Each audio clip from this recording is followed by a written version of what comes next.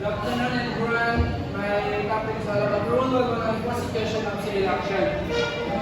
Section 1, Institution of Criminal and Civil Action. When a criminal action is filed in any related civil action for recovering civil liability automatically included unless the offended parties waives reverse the right to file it separately or file the civil action beforehand. And the right to file the civil action separately must be reserved before the prosecution begins presenting all evidence. Specifying an amount of filing is will be lying on the judgment awarding such damages if the damages amount is specified. The currently filing case must be paid when the complaint or information is filed in the court. No filing fees are required to all damages unless stated otherwise. The accused cannot file counterclaims, cross claims, or third-party complaints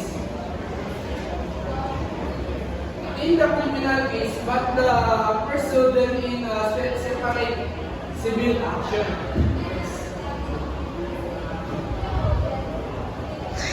In cases of violation of batas batas pambansa, building 22, the criminal action equals the corresponding civil action and no separate civil action filing is allowed. The offended party must pay filing fees based on the check amount. Consider actual damages. If additional damages like liquid and moral, nominal, temporary, exemplary are sought, additionally filing fees must be paid based on the alleged amount.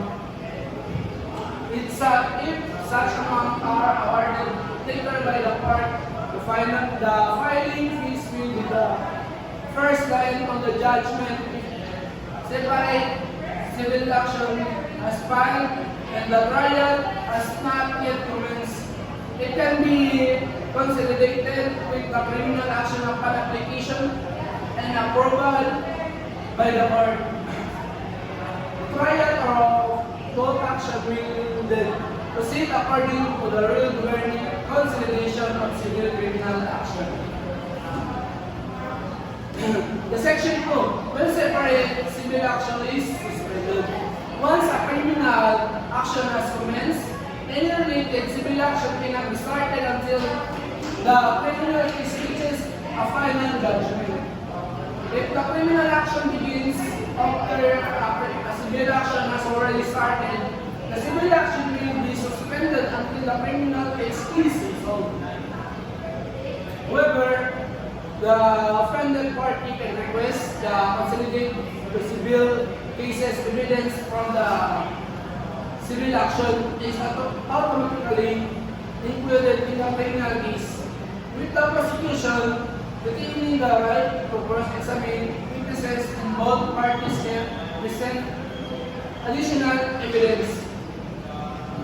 The combined action will be tried and decided together. During the criminal case, the statute of limitation for the civil action is paused.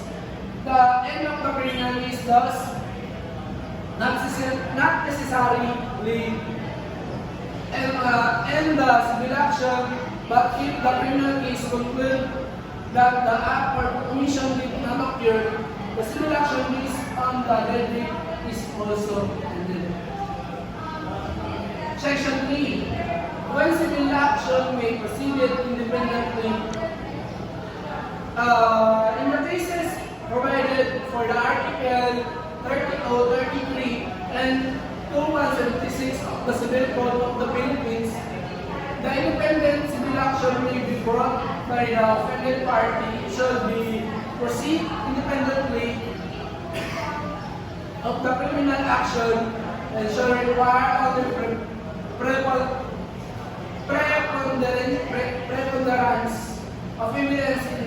however, may the offended party recover damages twice for the same act or omission charge in the criminal action.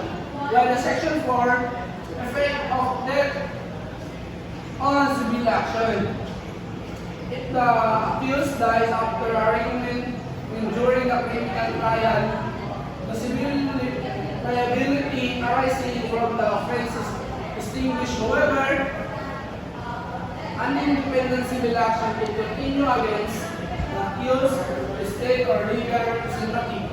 The court will order the legal representative to appear and to substitute with 30 days a final judgment in favor of the offended party will be enforced against